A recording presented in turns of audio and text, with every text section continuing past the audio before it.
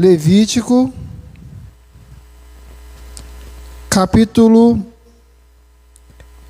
23. Levítico, capítulo 23.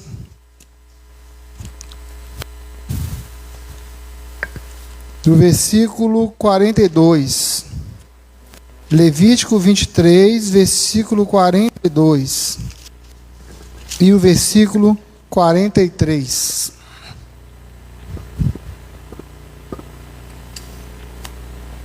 Levítico capítulo 23, do versículo 42 e o versículo 43.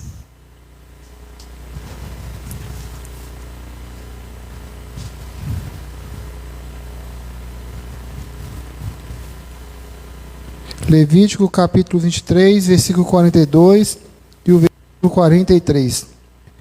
Morem em tendas durante 7 dias.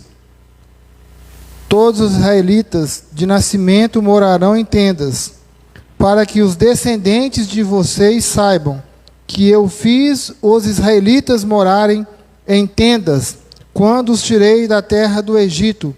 Eu sou o Senhor, o Deus de vocês. Amém? Senhor, meu Deus e meu Pai, nós te agradecemos, ó Deus, nessa noite, ó Pai, por cada vida, Senhor, por cada irmão, cada irmã, por aqueles irmãos que vieram pela manhã, mas não puderam estar à noite. Pai, toma, Senhor, a vida dessas famílias, ó Pai, que nós falamos aqui, a família do Gonçalo, do irmão Gonçalo, da irmã Tereza, da irmã Sidneia, a família do irmão Leandro, da irmã Leia, e todas as crianças, ó Pai. Cubra o Senhor com as tuas bênçãos, ó Pai. Muito obrigado, Senhor, porque eles estão interessados em aprender e a crescer mais e mais na Tua palavra, ó Deus. Essa oração que nós oramos, agradecemos em nome de Jesus. Amém. Eu gostaria de cumprimentar o pastor Nerisvaldo, que está online. Deus abençoe sua vida. Saudade do Senhor, viu? Um abraço. Irmãos, debaixo da tenda de Cristo. Quem já morou em tendas aqui? Né? Eu acho que quem já morou no Pará já morou em tenda. Não? Barraca? Também não? Ah, dormiu na rede, né? Aí sim, né? Já morou em barraca? Ah, tá. Entendi. Irmãos, quando nós falamos em tenda, nós lembramos do Antigo Testamento. Era muito comum, né? O povo de Deus, os israelitas, né, morarem em tendas. E as tendas, meus irmãos, era algo que era desmontável, era algo provisório, né? Eu, como eu servi exército, eu tive que ficar 1 semana em barracas, que é totalmente diferente de tenda. A barraca ela é feita de lona, de nylon, né, de poliéster. Então era suscetível ao vento, pode derrubar. Se chovesse ali naquele tempo, nós poderíamos molhar, mas ali valia tudo, porque era um teste de sobrevivência, então era mais para ficar ali alojado, né? Fiquei numa barraquinha pequenininha, mais um outro soldado naquele período de treinamento. Mas quando nós falamos de tenda, nós falamos de algo mais resistente. Era a moradia mesmo, era a casa, né, dos israelitas, do povo de Deus. E a palavra que nós lemos aqui diz que Deus tirou o povo do Egito. Ele deixa muito claro neste versículo, né, para que as gerações saibam que eu fiz com que os filhos de Israel habitassem em tendas. E o que significa hoje uma tenda? A tenda, além de ser algo desmontável, nos dias de hoje, naquele tempo também, representava para o povo de Deus abrigo. A tenda, aqui, quando Deus fala que tirou o povo do Egito, da escravidão, representava segurança, representava refúgio. Deus provou para todo o povo lá no Egito, através das 10 pragas, que Deus estava com eles, que Deus queria aquele povo para o adorarem a Deus no deserto. Como o faraó estava com o coração endurecido, nada fazia com que ele liberasse o povo. Deus prova o seu poder através da vida de Moisés e Arão, e tira o povo do Egito. Irmãos, quando Deus tira você do cativeiro, como já nos tirou do pecado, Ele não nos tira para ficarmos desamparados. Amém? Ele não tira você para deixar você para lá de qualquer jeito. Pelo contrário, somos nós, os seres humanos, que saímos da presença de Deus. Quando o povo saiu do Egito, Deus deixa muito claro: saibam que eu fiz com que os filhos habitassem na minha proteção. Que os filhos habitassem, essa geração habitassem debaixo do meu refúgio, debaixo da minha sombra. O livro de Isaías, no capítulo 25, no versículo 4, vai dizer que, vai falar o significado de fortaleza. Porque foste fortaleza ao pobre, e fortaleza ao necessitado na sua angústia, refúgio contra a tempestade e sombra contra o calor. Deus é este refúgio. Deus fala que Ele é para nós fortaleza para aquele que é humilde, que é pobre. Deus fala que Ele é fortaleza ao necessitado em sua angústia. Deus fala aqui em Isaías que o Senhor, Ele é refúgio contra a tempestade, e Ele é sombra contra o calor. Amém? O que aconteceu lá no Rio Grande do Sul, eu não entro nos méritos se o povo merecia ou não, se eles eram um povo idólatra ou não acreditava em Deus, né? Voltado mais para a bruxaria. Eu não entro nesse mérito, eu entro no mérito que o povo de Deus estava ali para ajudar um povo que estava precisando de refúgio e fortaleza. Eu vejo, meus irmãos, muitas pessoas condenarem o Rio Grande do Sul, mas porque não conhecem a palavra de Deus, né? Eles mereciam, um povo muito, eles não são humildes, nariz em pé, não sei o quê. Fala, gente, é ser humano e precisa de Deus na sua vida deles. Né? O pastor Márcio, ele é diretor executivo da convenção, ele vive viajando, e ele foi parar lá no Rio Grande do Sul, e teve um testemunho de uma senhora.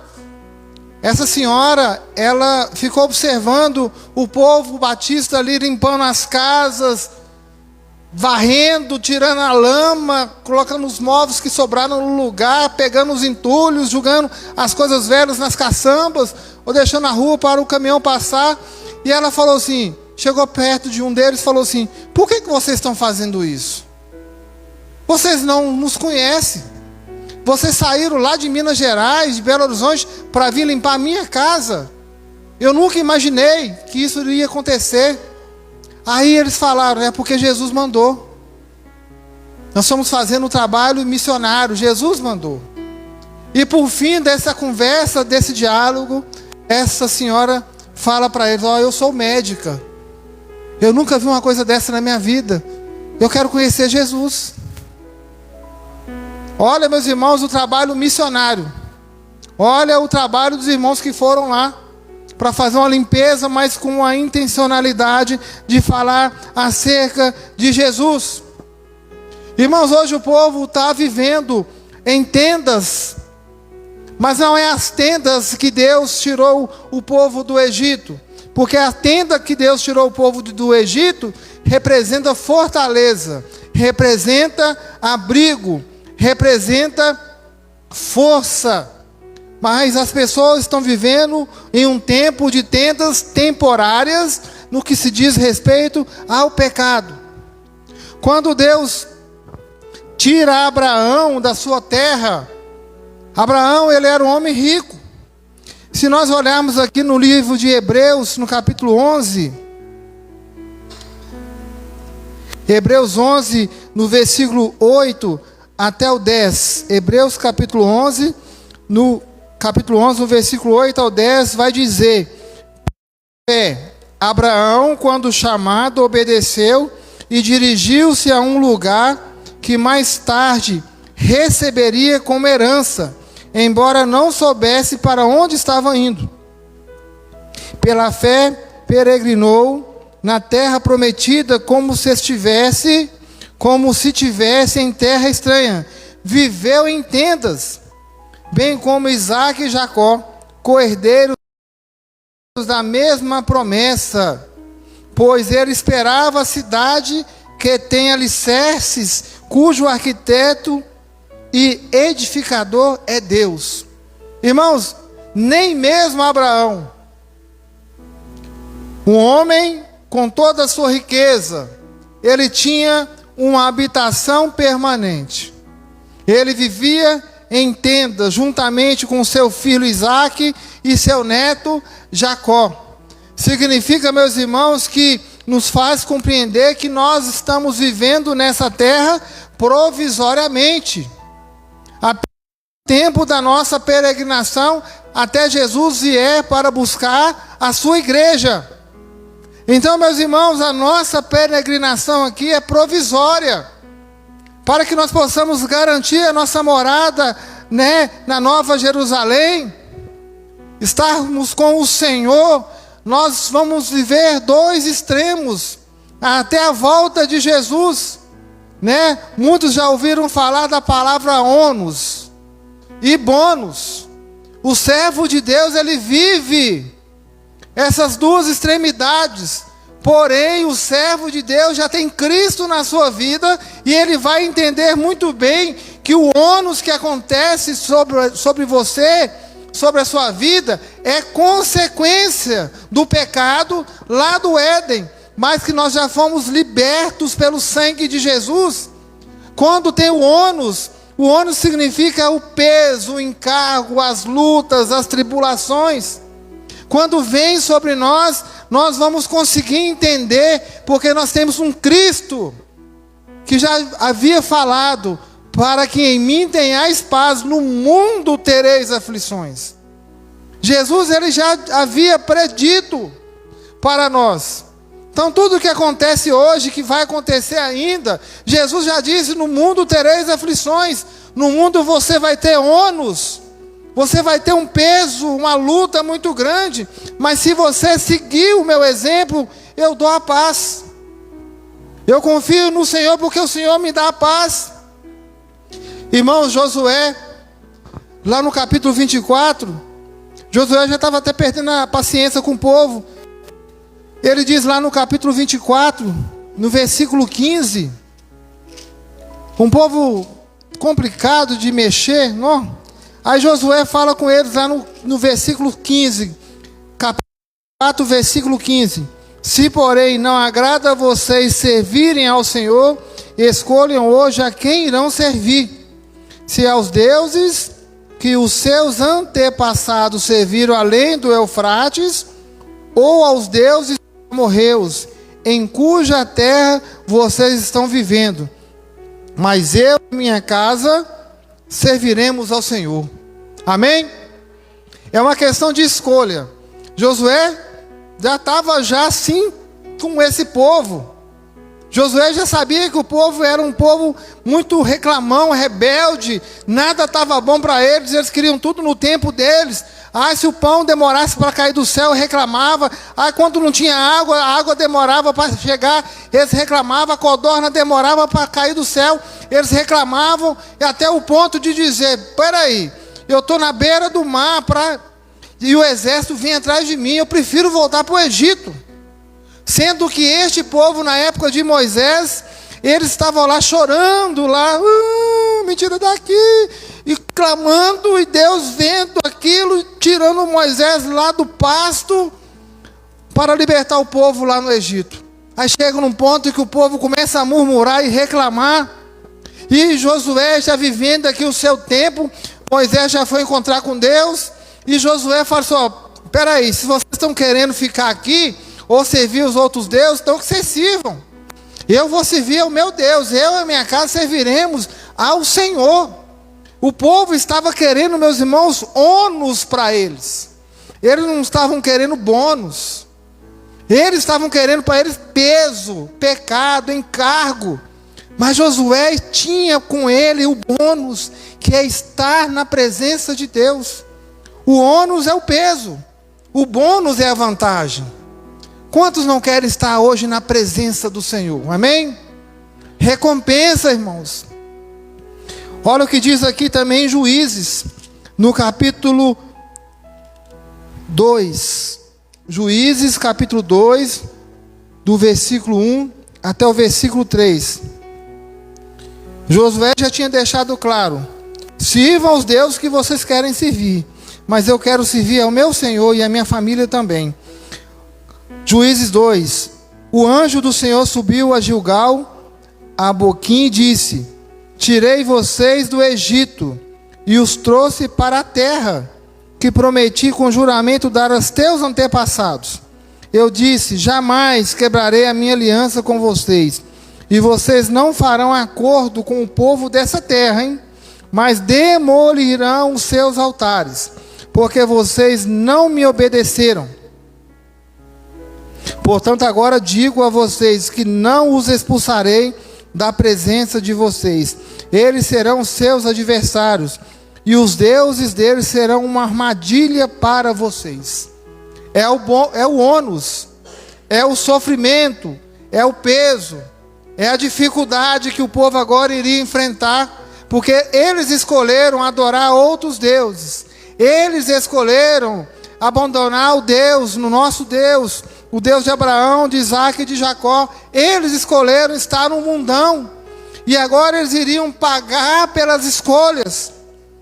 Mas quando nós olhamos a vida de Josué, voltando aqui no capítulo 22, no versículo 5, Josué capítulo 22, versículo 5, vai dizer: mas guardem firmemente, fielmente o mandamento e a lei que Moisés, servo do Senhor, deu a vocês.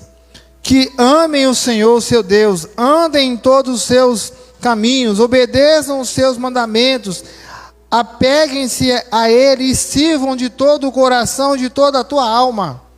O povo já tinha sido instruído, orientado por Moisés, por Josué aqui, para que eles pudessem estar comprometidos com o Senhor, fielmente aos mandamentos do Senhor, porque eles teriam recompensa, eles teriam bônus. Então existem aqueles que estão debaixo das tendas do pecado, das tendas que eles não conseguem firmar elas em lugar nenhum. É para ir para cá. Ontem, sexta-feira, né? Eu estava na academia, era 4 horas da tarde, irmãos. Parecia até um cenário de guerra. 2 camaradas descendo na direção do beco, da caçamba, com um pedaço de pau e batendo um no outro, e o cara correndo. Estava espancando mesmo até ela entrar no supermercado do Marcinho, e eles entraram lá dentro também, começou a bater, até que tiraram ele de lá. Alguma coisa aconteceu para que ele pudesse levar tanta paulada. Depois entrou lá para o fundo e começaram a tratá-lo lá com curativos. É a tenda do pecado, é a tenda do engano. Parecia um cenário de guerra, de filme naquele momento. E a primeira porta que tivesse aberta, esse menino ia entrar. E a primeira que ele entrou foi o supermercado. É a tenda, meus irmãos. A tenda do pecado. Irmãos, quando nós voltamos no Éden, por causa da desobediência do casal, eles tinham uma morada fixa ali no Éden. Mas eles passaram a viver em tendas, e tendo que buscar ao Senhor todos os dias. Antes do pecado, eles estavam num lugar onde Deus ia visitá-los, onde Deus ia na viração do dia, se relacionar, saber como é que estavam as coisas lá no Éden. Mas num dado momento, Deus chega diante deles, e eles acham que estavam escondendo de Deus, porque havia o pecado. Passaram a viver em tendas, e Deus expulsa o casal do jardim, para que eles não pudessem mais ter o benefício de uma habitação eterna. E agora eles precisavam agora buscar a Deus. O homem passa agora a depender do Senhor. O homem passa agora a ter Deus agora como um refúgio, no momento que ele começa a buscar ao Senhor. Irmãos, no livro de Mateus, no capítulo 7, no versículo 24 até o 27, nós vamos encontrar dois tipos de tendas. Uma tenda que é fraca e outra tenda que é muito forte. Em qual tenda que nós gostaríamos de estar hoje? Em qual tenda que você está vivendo? Em qual tenda que você está habitando? Uma fraca ou uma forte? Mateus capítulo 7, versículo 24. Portanto, quem ouve as minhas palavras e as pratica, é como um homem prudente que construiu a sua casa sobre a tenda forte, sobre a rocha. Caiu a chuva, transbordaram os rios, sopraram os ventos e deram contra aquela casa, e ela não caiu, porque tinha seus alicerces na rocha. Mas quem ouve essas minhas palavras e não as pratica, é como um insensato que construiu a sua casa sobre a areia, e caiu a chuva, transbordaram os rios, sopraram os ventos e deram contra aquela casa, e ela caiu, e foi grande a sua ruína. O que nós estamos vendo hoje? Muitas pessoas vivendo em tendas como essa que está caindo, está desabando. Hoje nós encontramos as pessoas afastadas da presença de Deus. Mas por outro lado, nós estamos vendo, encontrando e presenciando com sede da palavra de Deus. Sede. Sabe o que é sede? É vontade de aprender? Eu estou vendo na casa do Gonçalo e da Tereza com a Sidneia. Vontade de aprender. Um estudo que era para durar 35 a 40 minutos. Né, irmã Antônia? Nós ficamos 2 horas lá. Um estudo rápido.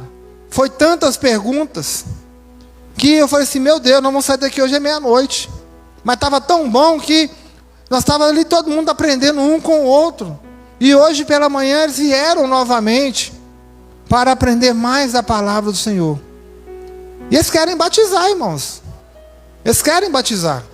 No entanto, fizeram uma lavagem cerebral numa amiga da Tereza lá no hospital, falando que, quando você batizar, se você sair da igreja, você vai ser amaldiçoada.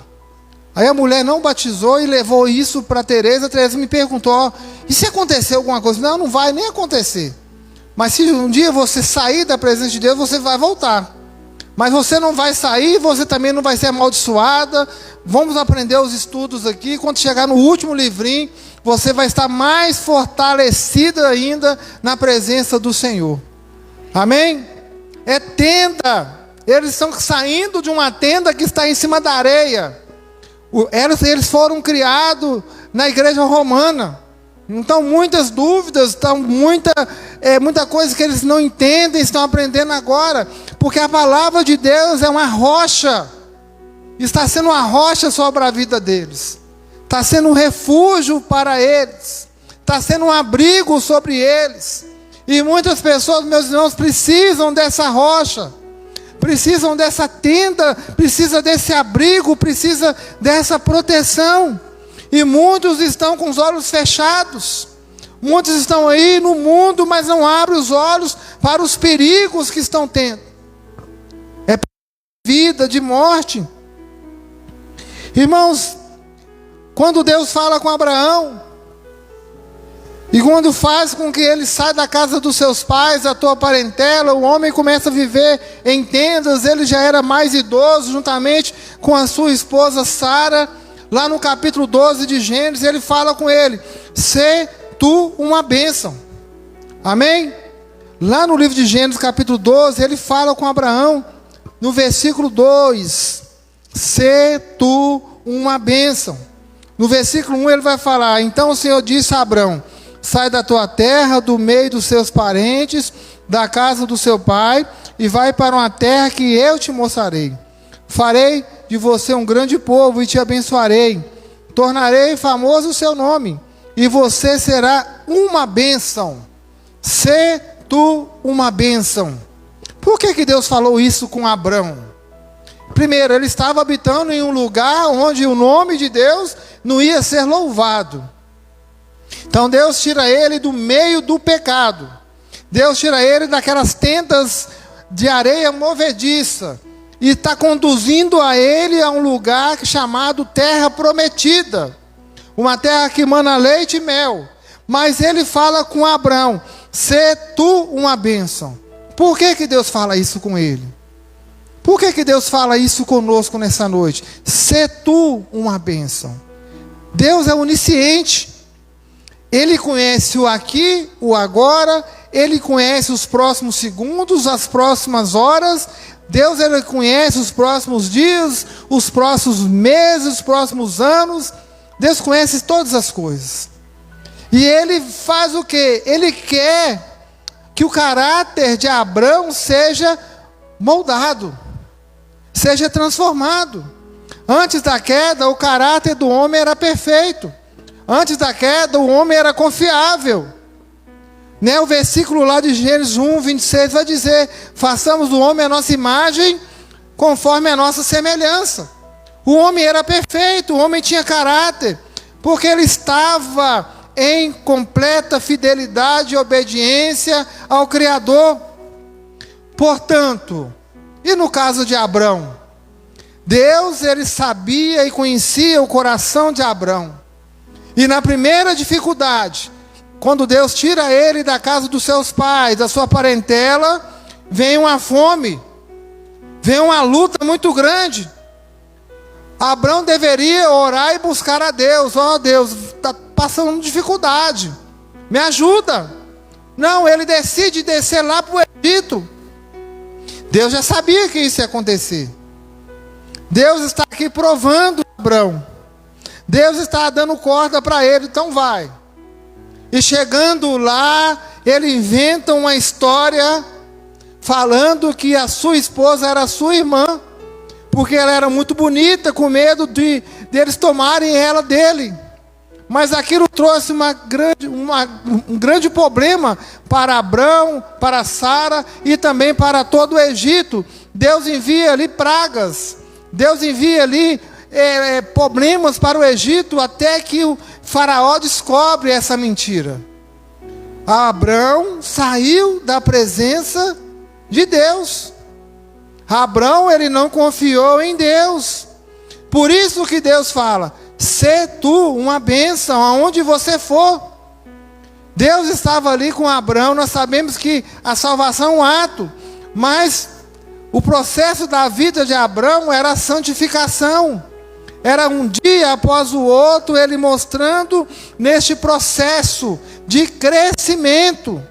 Então, nessa tribulação, nessa luta que Abrão estava passando pela escassez, pela fome, ele passa ali a entender que ele poderia resolver o seu problema. Mas Deus deixa bem claro: sê tu uma bênção. Significa que Abrão precisava de Deus. Amém? Como nós precisamos de Deus para resolver os nossos problemas e as nossas lutas. Romanos capítulo 5, para finalizarmos a nossa mensagem nessa noite, tem a ver com Abrão, tem a ver com a vida de cada um de nós nessa noite.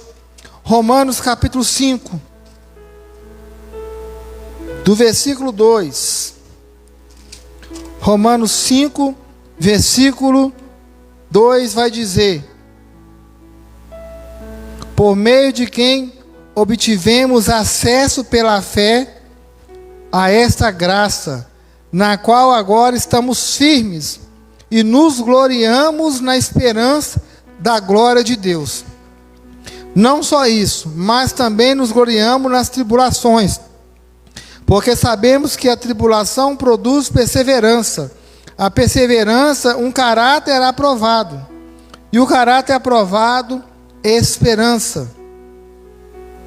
E a esperança não nos decepciona, porque Deus derramou o seu amor em nossos corações por meio do Espírito Santo que Ele nos concedeu. Quando Deus fala com Abraão: sê tu uma bênção, Deus está buscando em Abraão que ele tivesse um caráter aprovado. E não ia ser no mesmo instante que Deus chamou ele. Ele tinha que conduzir ele tinha que se conduzir no deserto e enfrentar as lutas, as dificuldades, mas lembrando que Deus estava com ele, que não foi qualquer homem, qualquer pessoa que tirou ele da casa dos teus pais. E aqui nós encontramos no livro de Romanos que através da graça, irmãos, é que nós ficamos firmes. Amém? É através de Jesus que nós ficamos firmes. Com isso, nós nos gloriamos nas tribulações. Como é que é isso? Quando você estiver passando por lutas, você vai buscar a graça de Deus. Você vai buscar ao Senhor. Você vai orar e dobrar o joelho. Quando você estiver doente, passando por um momento de dificuldade, é o Senhor que é teu refúgio. Você vai buscar ao Senhor. Você vai ter paz no Senhor, porque quando você está passando pelas tribulações, ela vai produzir em você perseverança. E o que é essa perseverança? Força, paciência. Significa que é para você não desistir, que não é para você desanimar, para que você possa alcançar os seus objetivos. Não pode ser qualquer coisa que faça você sair da presença de Deus. Nada pode tirar você da presença de Deus. E aqui, meus irmãos, a graça, ela te leva lá na esperança. Você vai passar por todos esses processos, pelas tribulações, você vai mostrar que você é perseverante, e aí, o texto vai dizer que você agora tem um caráter aprovado. Amém? Um caráter responsável, de confiança, onde as pessoas vão olhar para você e falar: este aí tem um caráter, ele é aprovado por Deus, porque ele passou por tudo e deu glória ao Senhor. Amém? Irmãos, Davi, ele passou por um grande momento na sua vida. Quando o profeta Samuel foi na casa do seu papai, escolheu o próximo rei de Israel. Davi era um adolescente, estava no campo, pastoreando as ovelhas do seu pai. E ele nem foi selecionado nessa seleção aí de ser rei. Né? Não é assim que a gente vai fazer as entrevistas? Nós entregamos o currículo, as empresas chamam você, aí tem aquele tanto de gente, né? Será que eu vou conseguir? Esse tanto de gente aqui.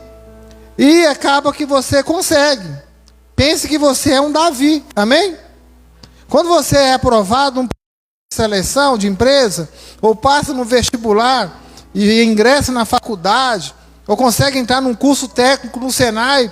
Hoje, sexta-feira eu até passei em frente ao Senai ali, lembrei que eu sentei lá no Senai por um tempo, estudei ali, e não é fácil entrar no Senai.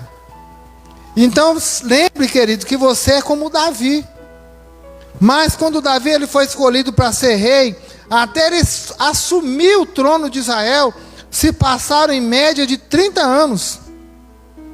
Por quê? Ele, 15 a 20 anos, aliás, e ele assumiu o reino com 30 anos. Por quê, meus irmãos? Muitas provas e adversidades ele teve que passar. Muitas dificuldades Davi passou para que o seu caráter fosse aprovado por Deus. Amém? Ele não ia sentar no trono ainda adolescente. Ele não ia sentar no trono matando o rei Saul. Pelo contrário, ele respeitou o seu rei. E no tempo de Deus, e ele mostrando o seu caráter a Deus, ele foi aprovado e ele foi empossado rei de Israel. Amém? E o mesmo acontece conosco. Deus nos escolhe, mas nós precisamos estar preparados para cumprir o propósito de Deus. Nós precisamos entender que a esperança significa confiança, que a esperança em Jesus significa expectativa e perspectiva da volta de Jesus. Nós precisamos entender que a graça do nosso Senhor Jesus Cristo faz com que ficarmos firmes, nos gloriamos nas tribulações, e nessa tribulação produz perseverança, e essa perseverança faz com que cada um de nós nos tornemos um obreiro de caráter aprovado. Amém? Que Deus possa nos abençoar nessa noite. Como cristãos, meus irmãos, o salmista vai dizer: espero no Senhor com todo o meu ser, e na sua palavra ponho o meu coração. Ele também vai dizer no Salmo 46:5: bem-aventurado aquele que tem o Deus de Jacó por seu auxílio. E também 1 Pedro 1:21 vai dizer: por meio de Jesus, vocês creram em Deus, o qual o ressuscitou. Amém? Jesus é a nossa verdadeira esperança. Quando nós falamos que nós estamos em tendas, irmãos, é tenda espiritual. A sua tenda espiritual é a rocha que é Jesus. Mas existem as tendas aí fora que precisam de Jesus, que estão aí sofrendo no engano, na idolatria, nas drogas, no mundo da criminalidade. E nós precisamos buscar essas pessoas. E não precisa ser até tanto, né? Nós estamos aí estudando, dando lições no discipulado. Às vezes uma dúvida, às vezes uma palavra, meus irmãos, alterada na Bíblia, faz com que a pessoa fique presa em algo. E nós precisamos, meus irmãos, desmontar. Essa que é a palavra, desmontar a falsa sensação que eles têm da verdade. Porque eles estão vivendo nessa tenda, que é uma tenda de pecado.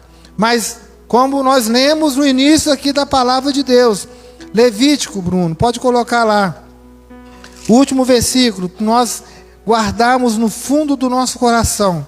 Levítico capítulo 23, no versículo 42. Olha o que Deus faz e fez pelo povo e faz por nós. Morem em tendas durante 7 dias. Todos os israelitas de nascimento morarão em tendas, para que os descendentes de vocês saibam que eu fiz os israelitas morarem em tendas quando os tirei da terra do Egito. Eu sou o Senhor, Deus de vocês. Amém? E é Deus que quer tirar o povo dessa escravidão.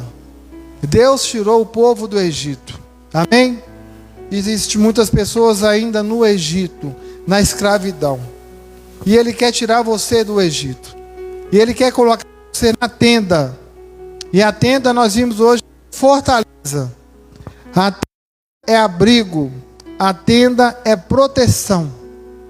Entrega a sua vida ao Senhor Jesus. Confie nele e Ele tudo fará. Saiba que a tenda, a rocha, é considerada aquele homem prudente. Saia da tenda que está em cima da areia, que em qualquer momento essa tenda pode cair. E venha para a tenda que é a rocha, que é Jesus. Amém? Vamos orar então. Senhor meu Deus e meu Pai, nós te agradecemos, ó Deus. Nós pedimos, ó Pai, pelo crescimento da tua igreja, ó Pai. E ela está crescendo, ó Deus. Tivemos a presença dos nossos irmãos pela manhã. Não estão aqui hoje porque estão trabalhando, trabalho de plantão. Mas eu creio, Senhor, que domingo estarão todos aqui. Teremos uma linda formatura. Vamos valorizar, ó Deus, quem está chegando. Não vamos, ó Deus, afastar. Vamos amar, vamos abraçar esses irmãos, ó Deus. Pai, é maravilhoso, Deus, estar numa casa onde os irmãos, amigos, ficam perguntando acerca da palavra, tirando as suas dúvidas, ó Deus. Pai, é o poder da tua palavra, ó Deus. É o Espírito Santo batendo forte nesses corações, a sede de poder ter uma vida melhor na tua presença, Senhor. Pai, toma a vida da Tereza, nossa irmã Tereza, do nosso irmão Sidney, do nosso irmão Gonçalo, do nosso irmão Leandro, Leia.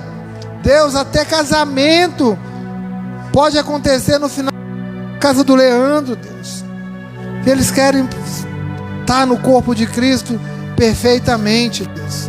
Pai, muito obrigado, Pai. Coloca, Senhor, a vida da minha esposa nas tuas mãos, ó Pai. Cura, Senhor, essa psoríase, ó Deus. Limpa, Senhor, o seu corpo, ó Pai. Que o Senhor é o médico dos médicos, Senhor. Dá a ela paz, ó Deus. Dá a ela tranquilidade emocionalmente falando, ó Pai. Ó Deus, cubra, Senhor, a sua filha ali, que está cuidando da sua mãinha, ó Pai, agora, ó Deus.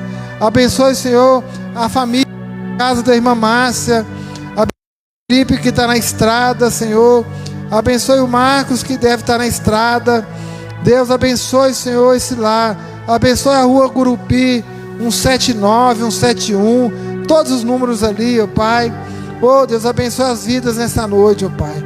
Oh Pai, nós queremos crescer na Tua presença, ó Pai. Oh Deus, nós precisamos, ó Pai, cada vez mais ter sede, ó Deus. Nós precisamos a cada vez mais sair da zona de conforto, ó Deus, e querer ver a igreja crescendo mais e mais, ó Deus.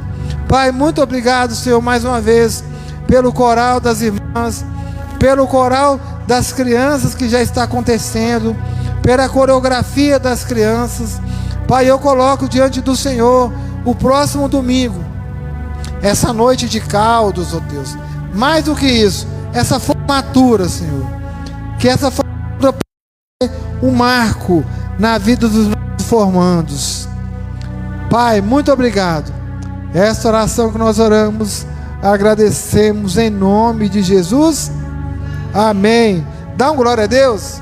Glória a Deus, aleluia. Que a graça do nosso Senhor Jesus Cristo, o amor de Deus Pai e a consolação do Espírito Santo esteja com toda a igreja. Que todos digam a paz de Jesus bem forte.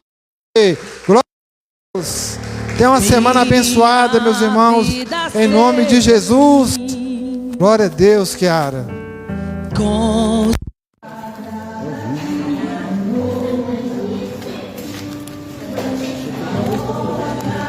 Eu não sabia disso.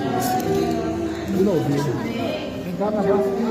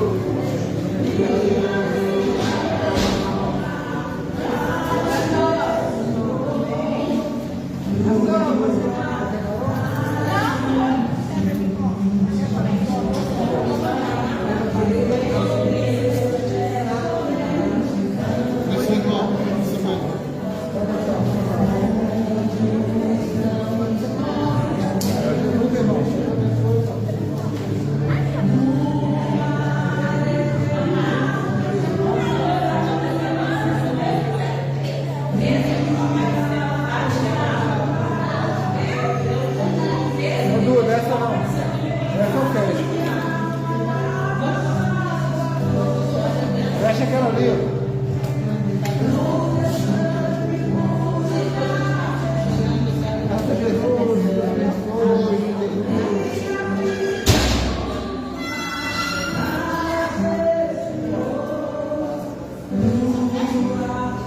Bate com força.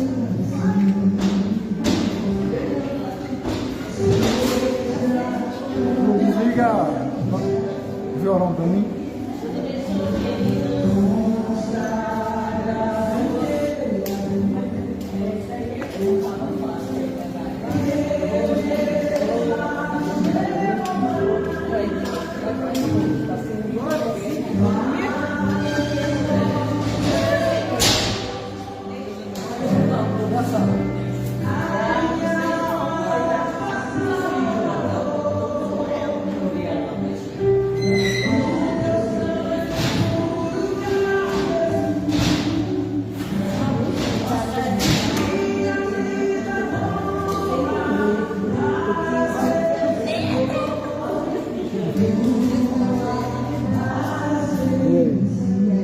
Aqui.